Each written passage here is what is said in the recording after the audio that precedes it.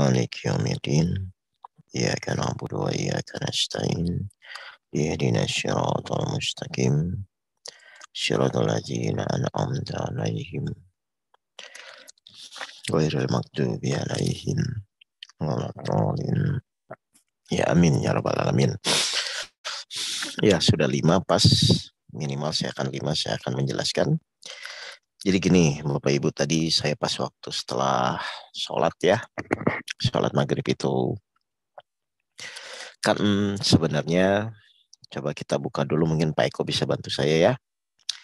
Di surat 2 ayat 38 itu sebenarnya kan Allah tuh sudah berjanji ya bahwa, silakan coba Pak, surat 2 ayat 38, saya mulai dari situ dulu deh. Baik, Ustaz. 2 ayat 38 ya, Ustaz. Ini kan yang sering kita sampaikan, silakan coba. Kami berfirman, turunlah kamu semua dari sungai, kemudian jika benar-benar datang petunjukku kepadamu, maka barang siapa mengikuti petunjukku, tidak ada rasa takut pada mereka dan mereka tidak bersedih hati. Ini kan sebenarnya secara Al-Quran ya, bahwa kan memang Allah menjamin bahwa barang siapa yang mengikuti Al-Quran lah ya, gampangnya begitu ya, barang siapa yang mengikuti Al-Quran tidak ada rasa takut dan tidak bersedih hati. Berarti kan artinya tuh memang Allah menjamin kepada kita semua bahwa sebenarnya manusia itu bisa pada titik menjalani hidup itu dengan tenang, dengan bahagia, asalkan memang dia total mengikuti Al-Quran.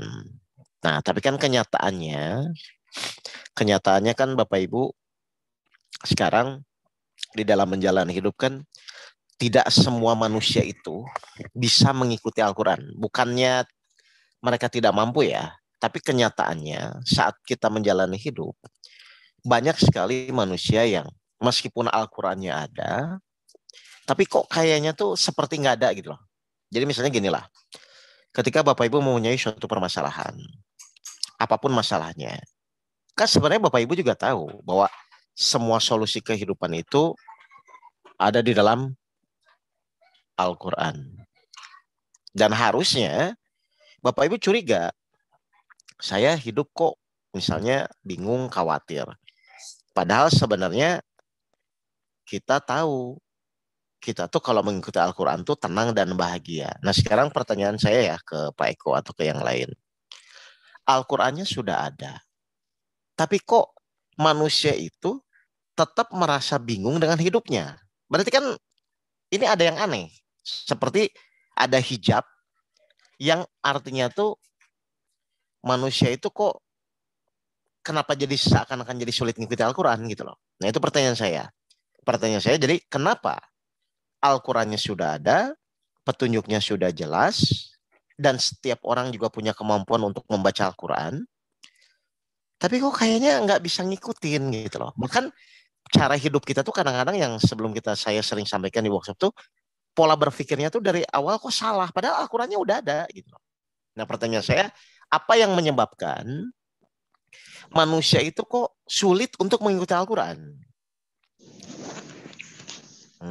Silakan. Pak Imawan boleh, siapa aja boleh. Kenapa? Sebentar Pak. Kenapa? Jadi Al-Qurannya tuh ada. Kita semua punya, bahkan di handphone juga ada. Tapi kok kayaknya dalam menjalani hidup tuh pertama pola berpikir nggak sinkron. Kan begitu ya, Pak ya? Terus yang kedua misalnya dalam menjalani masalah tetap pusing. Padahal kan kalau kecuali Al-Qurannya nggak ada kita pusing loh. Ini Al-Qurannya udah ada, tapi kok kayaknya nggak nyambung gitu loh dengan kehidupan kita. Apa penyebab utama bahwa kita itu sebenarnya Al-Quran ada, tapi Al-Quran tuh nggak bisa jadi petunjuk gitu loh. Itu aja. Pertanyaannya simpel. Ya kira-kira apa? Bu Riana kira-kira biasanya kan ini mungkin kayak memang, gimana? Memang orangnya itu tidak mau untuk mengambil Al-Quran itu sebagai petunjuk, karena kalau hadisnya Rasulullah kan mereka yang mau masuk surga kecuali yang tidak mau. Kan hadisnya mungkin seperti itu. Baik, Insyaallah. berarti kan itu larinya ke pilihan ya. Tapi sebenarnya mereka tuh tahu nggak Al-Quran itu solusi hidup, Pak? Tahu. Tahu. Kan sebenarnya tahu Al-Quran itu solusi hidup. Tapi kenyataannya kenapa dalam menjalani permasalahan kehidupan dia jadi tidak jadi solusi? Kan ini aneh ini. Apa yang menyebabkan Al-Quran sudah ada, tinggal dibaca, dan semua juga saya yakinnya Bapak Ibu yang hadir di sini mau meyakini Al-Quran itu sempurna sebagai sumber solusi hidup. Tapi ketika punya masalah, seakan-akan Al-Quran itu jadi nggak ada gitu loh.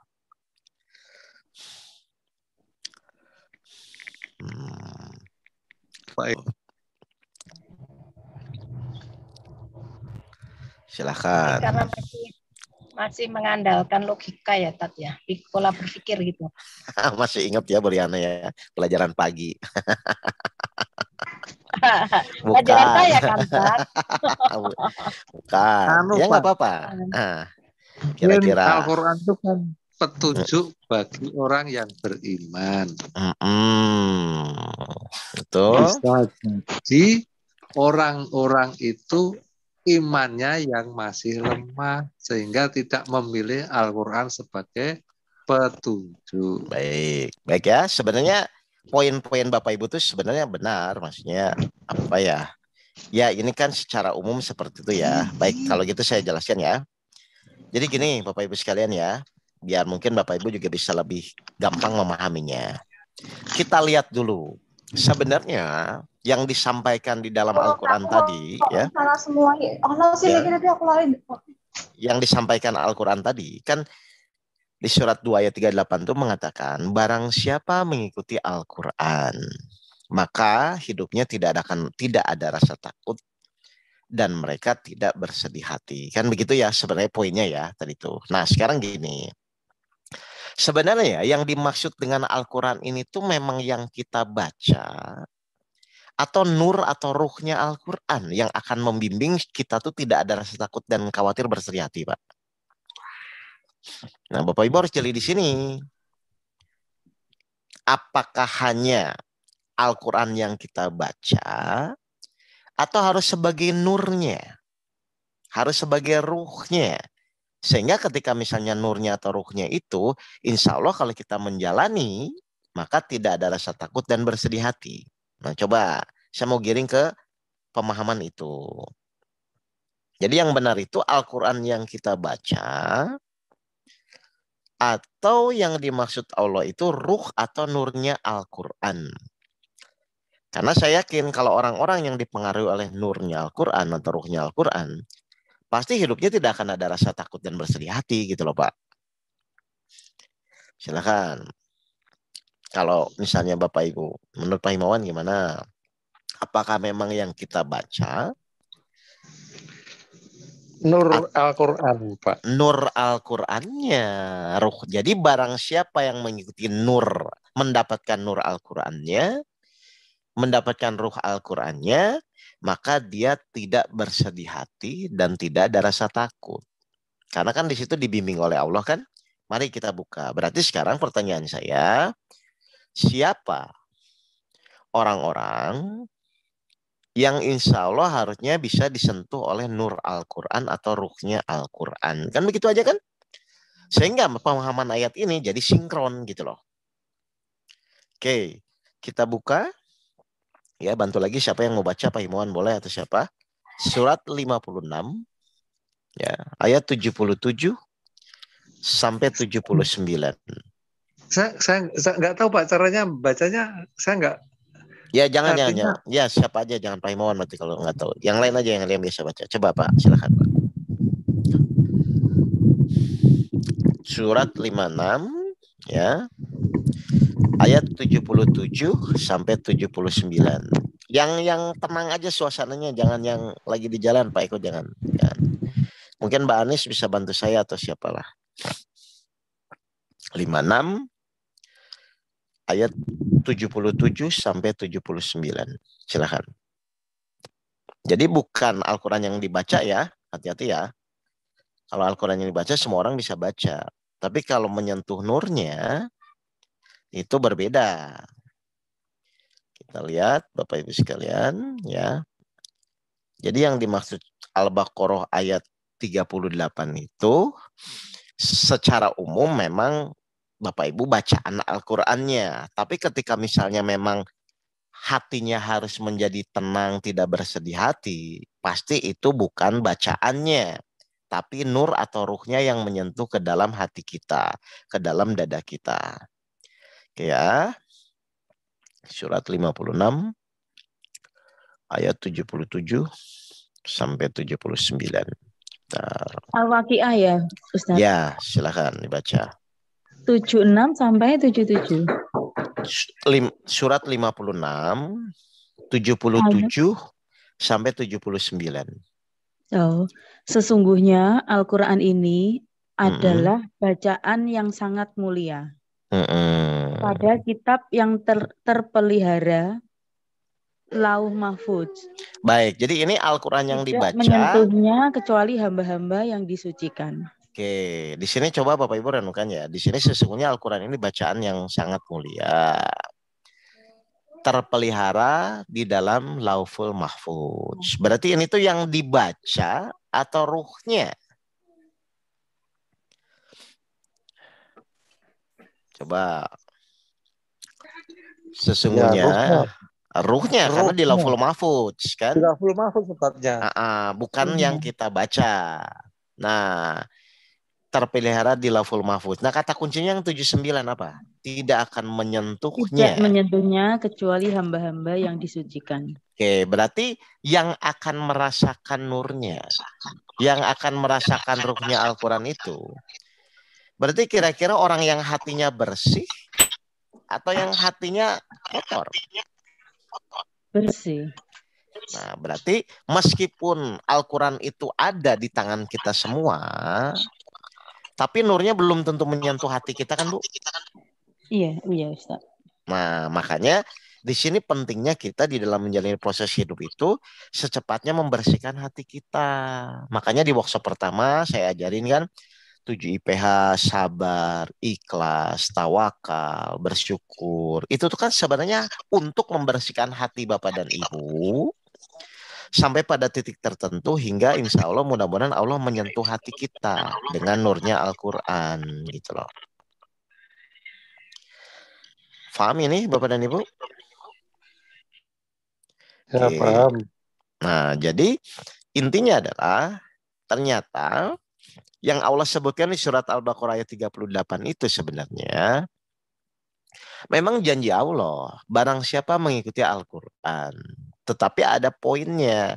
Kalau orang itu benar-benar mengikuti dan disentuh dengan ruhnya Al-Quran atau dengan nur Al-Quran, maka dia benar-benar akan menjadi cahaya di dalam hidupnya. Artinya menjalani hidup itu benar-benar dengan akhlak Al-Quran. Nah, dan Allah bilang tidak akan menyentuh kecuali hamba-hamba yang hatinya mulai suci. Salah satunya berarti kita harus ikhlas, harus sabar, harus tawakal. Nah, hal-hal inilah yang sebenarnya proses kehidupan di 7 IPH itu untuk menggiring supaya orang itu benar-benar mendapatkan nurnya Al-Quran. Makanya pas tadi saya berpikir, padahal Al-Quran ada ya, dan semua orang juga yakin petunjuk hidup, dan semua orang juga yakin solusi hidup. Tapi kenapa kenyataannya orang di dalam menjalani hidupnya kok kayaknya seperti Al-Quran nggak ada gitu loh.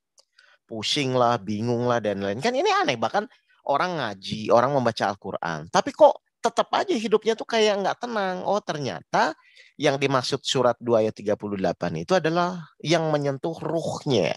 Nur Al-Qurannya ke dalam hati kita. Makanya ketika kita ingin disentuh dengan nur Al-Quran, di surat 56 ayat 77 sampai 79 itu, hati kita harus dibersihkan. Memang kita harus ikhlas, memang kita harus sabar. Nah ketika titik itu bisa, akhirnya Allah sentuh dengan nur Al-Quran, maka ayat itu berlaku. Tidak akan bersedih dan tidak ada khawatir ketika kita menjalani kehidupan. Karena hatinya penuh cahaya Quran gitu loh. Coba, makanya Allah berfirman di surat 91, surat Syams, ayat 9 dan 10. Ini kan gambaran bahwa pentingnya kita tuh membersihkan hati kita. Silakan. Surat 91 ayat 9 dan 10. Sesungguhnya beruntunglah orang yang mensucikan jiwa itu. Nah, kenapa Bu beruntung Bu? Karena akan disentuh oleh nur Al-Quran. Kan begitu kan? Nah terus 10-nya? Dan sesungguhnya merugilah orang yang mengotorinya. Nah itu yang terjadi. Jadi Bapak Ibu, sekarang sudahlah proses kehidupan ini ya.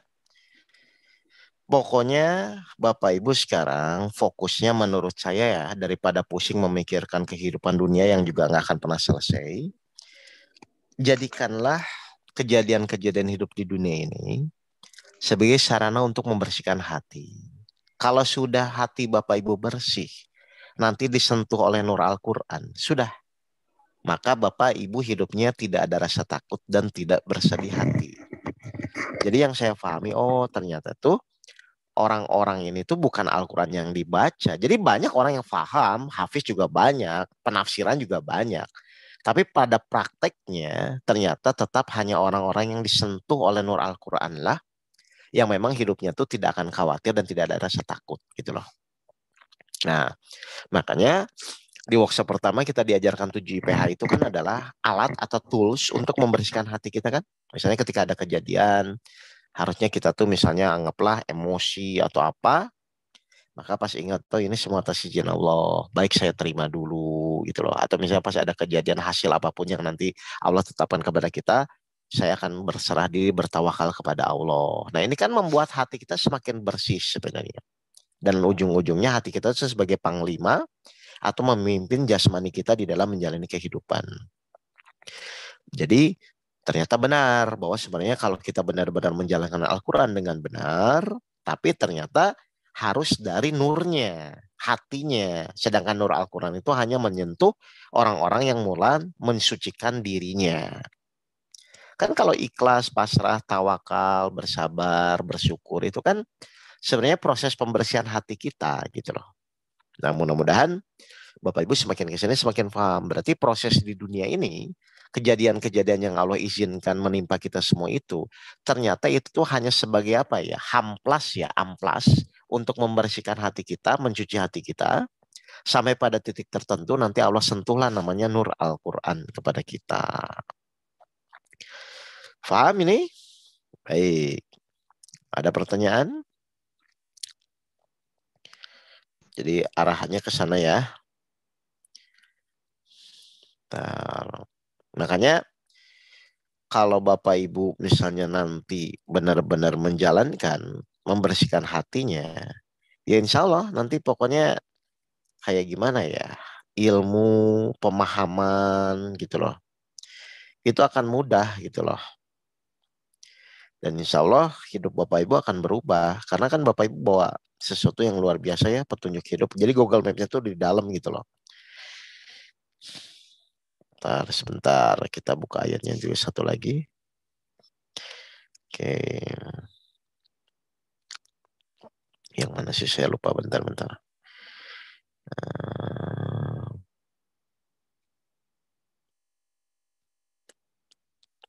Nah, coba. Surat An-Nahl, surat 16, ya, ayat 102.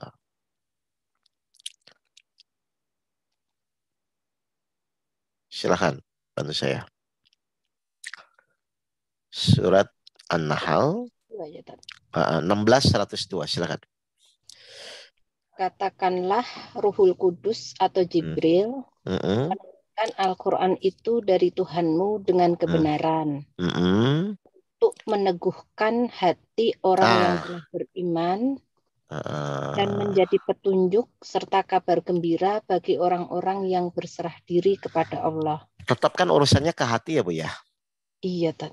Iya, jadi meskipun misalnya maaf ya, kita hafiz Quran, kita misalnya ngerti dalil, belum tentu juga gitu loh.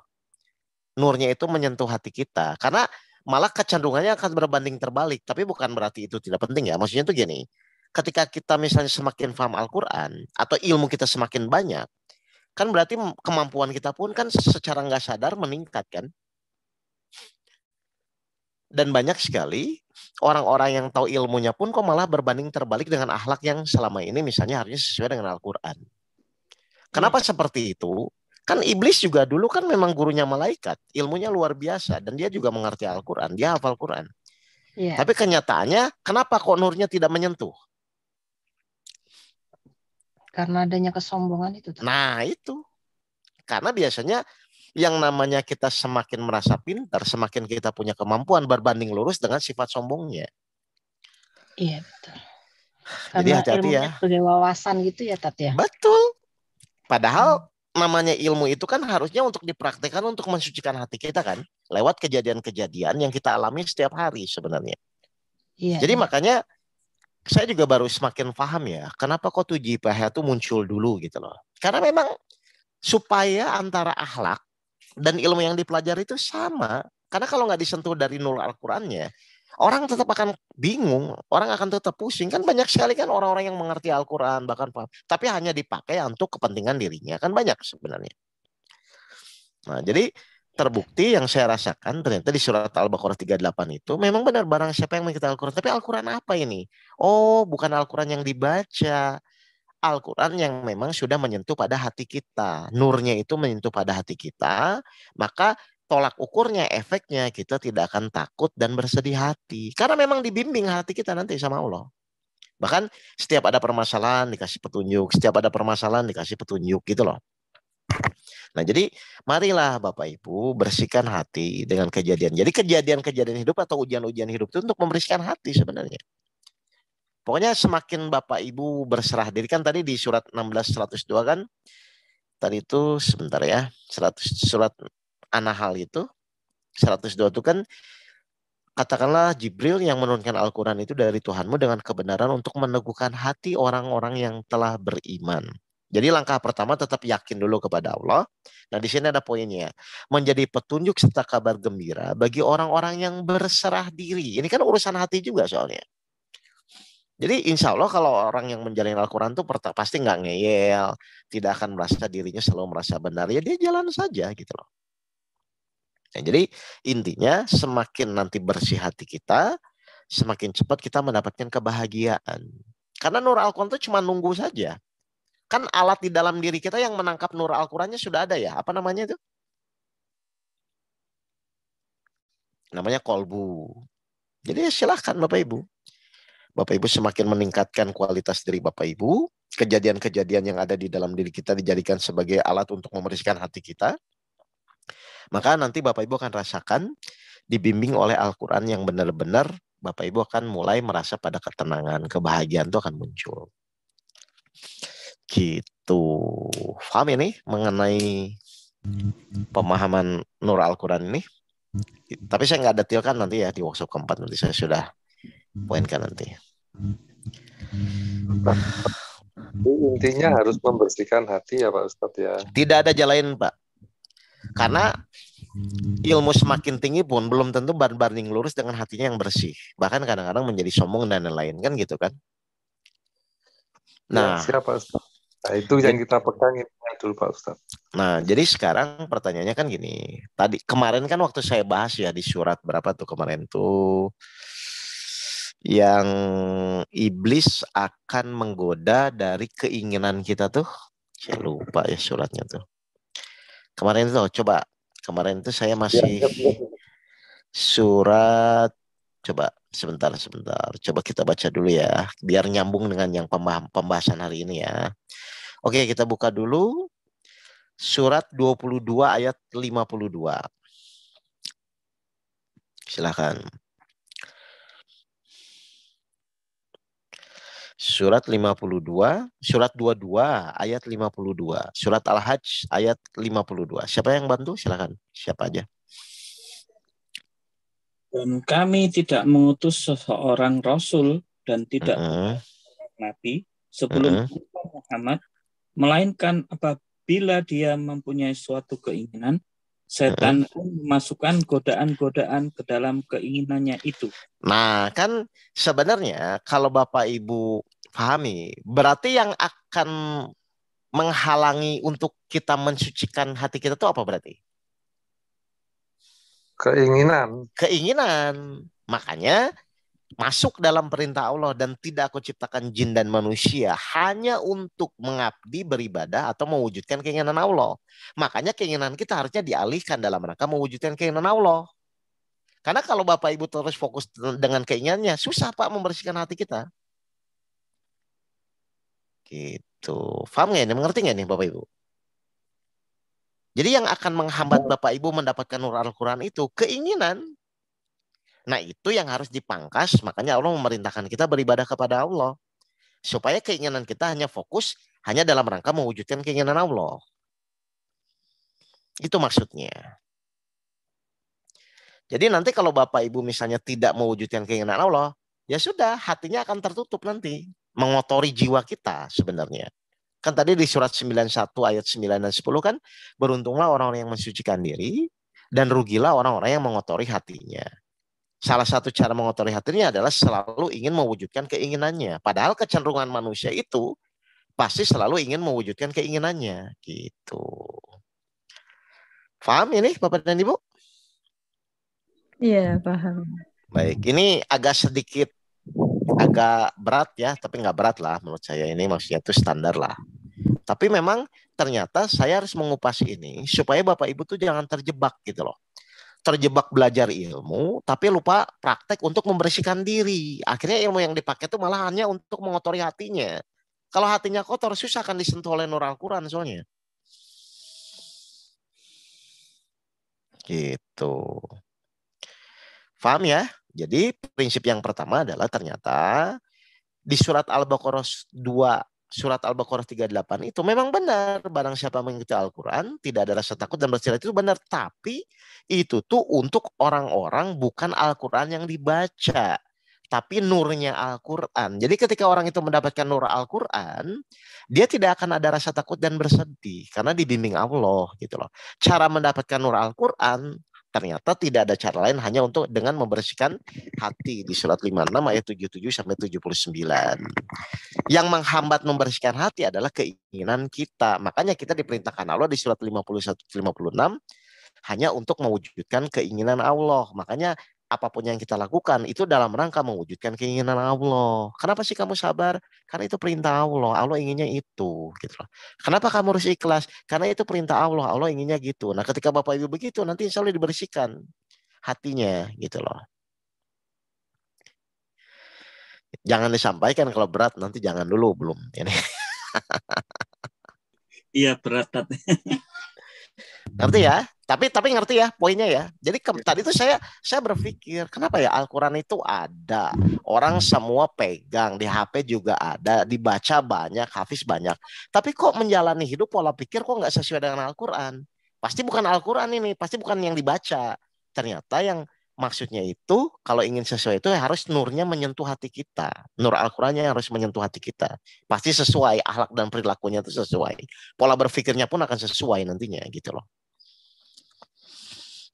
Gak paham ini? Mengerti ini Bapak Ibu? Siap. Ya udah, kalau mengerti rekamannya nanti saya kirim ya yang via Zoom biar lebih jelas, tapi agak besar tapi insya Allah lebih jelas lah. Nanti kalau yang belum ikut tadi yang terlambat, nanti insya Allah akan lebih bisa ngedengar lah lanjutan rekamannya ya. Jadi mohon maaf, kajian dadakan ini memang nggak bisa diatur waktunya, tergantung sponsornya kapan ngasih ilmunya, dan saya harus langsung jelaskan gitu loh. Baik, jadi kesimpulannya seperti itu dulu. Mungkin nanti insya Allah selalu pasti akan ada kajian lanjutannya dalam ayat-ayat yang lain. Terima kasih ya. Ditunggu rekamannya, nanti saya download dulu. Ya, mari kita tutup dengan bacaan hamdalah bersama-sama. Alhamdulillah. Ya Rabbil Alamin. Baik. Taufik wal hidayah. Ya, assalamualaikum. Ya, assalamualaikum warahmatullahi wabarakatuh. Terima kasih Ustaz Oke. Assalamualaikum. Waalaikumsalam warahmatullahi wabarakatuh.